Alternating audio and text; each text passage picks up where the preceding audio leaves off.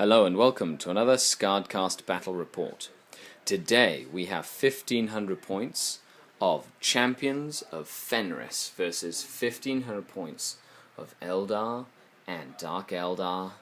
Let's get this slaughter started.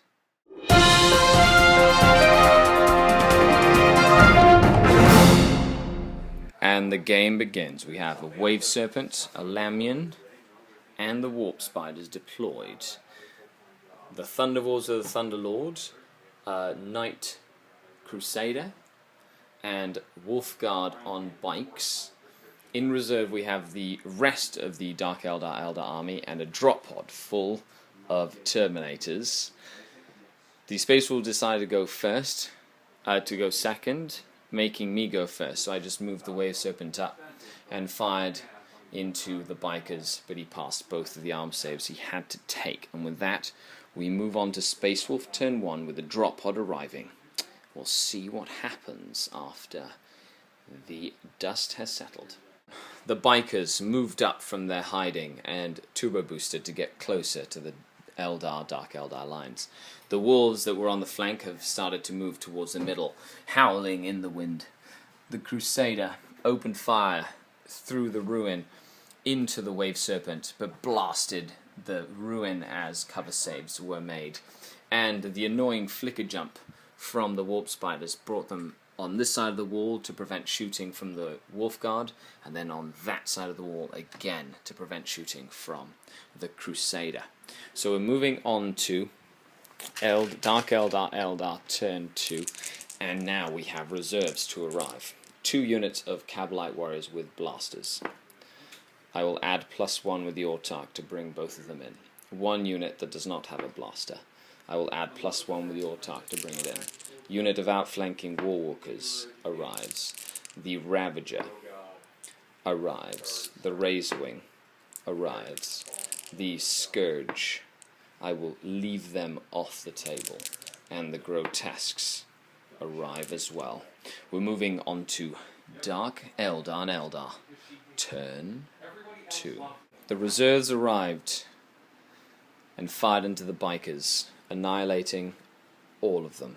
Dire Avengers got out of the Wave Serpent, as well as the Warwalkers that arrived on that flank, gaining first blood for the Dark Eldar.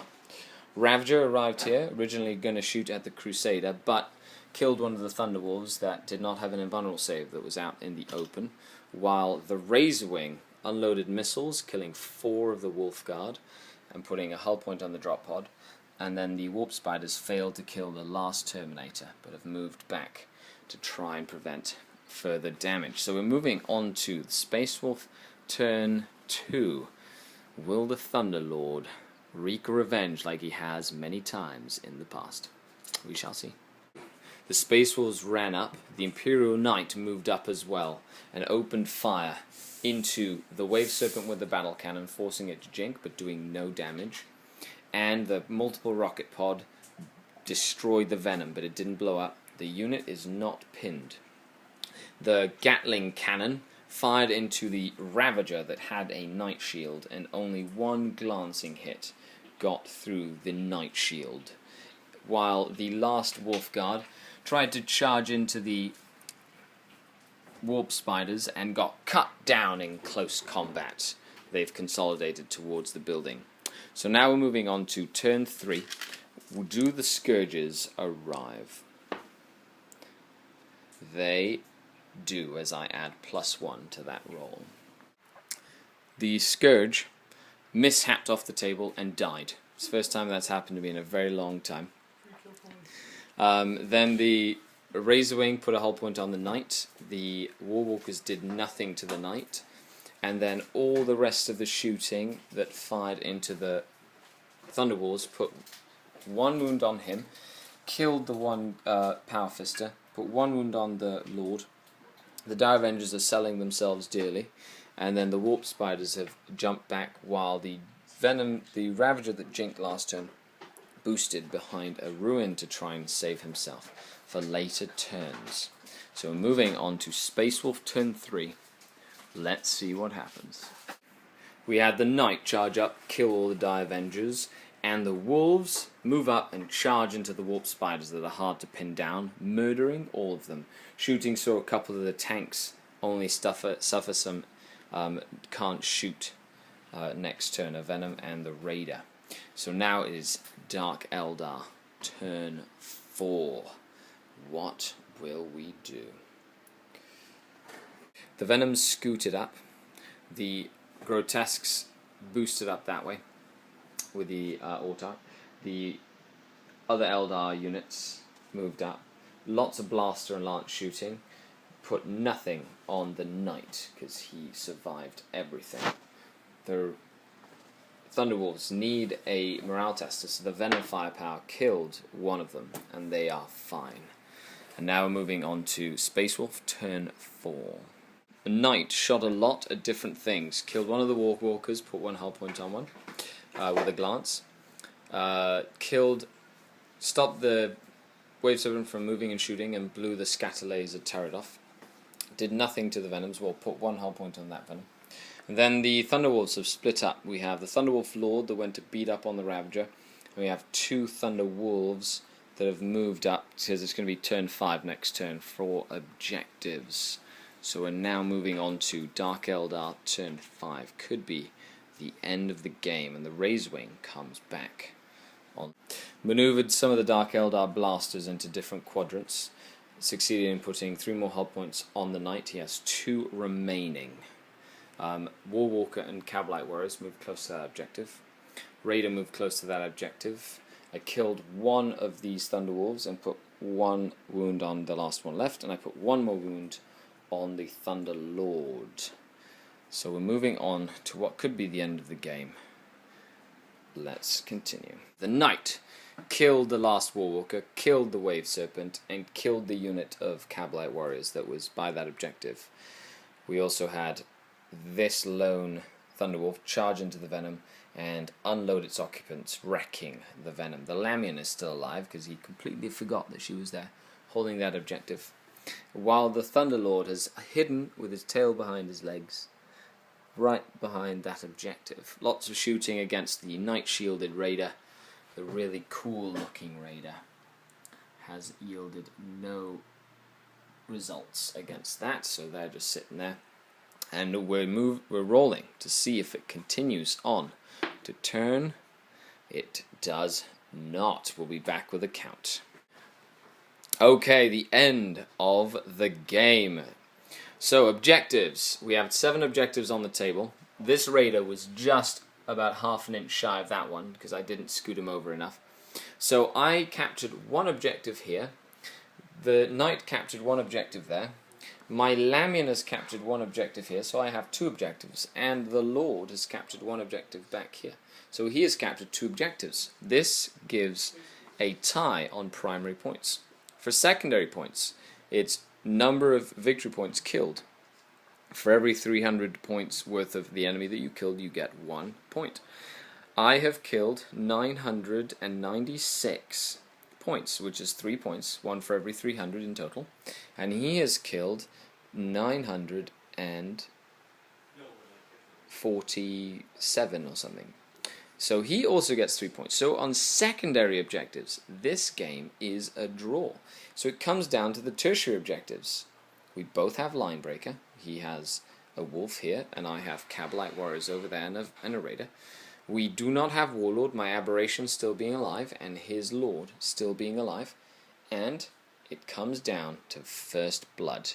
The Dark Eldar take the win with the destruction of the bikes on a crucial second turn. Now we're testing a mission for the Michael Mudd Memorial Tournament that is happening November 21st in Stratford, Ontario, Canada. It's a 1,500 point tournament that's for charity. 40 spots have filled up very quickly, but you can always come down to the Army Navy Hall on that Saturday to take part in them, bring them by to participate in the raffles and to see the games going on. So, Sean, any last comments for the game? As always, an awesome game, Riz. Next time. Next time. And the Knight looks amazing. By the way, this Knight with the Gatling cannon, first time playing against that much firepower. It looks really cool. Can't wait to see it completely finished, but it's really nice. And stay tuned for the Tactical Corner. Thank you so much to all the patrons who support the channel. You make this possible. This is Skari, out.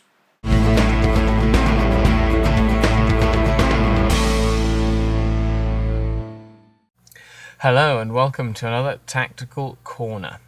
So this mission played against Sean and his Champions of Fenris list.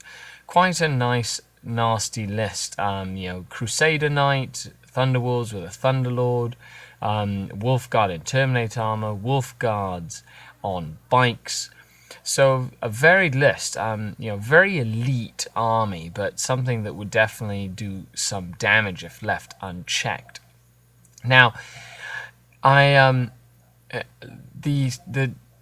Space Wolves decided to go first, and they ended up then letting me go first after deploying first. But I feel that Sean made a mistake deploying his Thunderwolf cavalry in the far corner.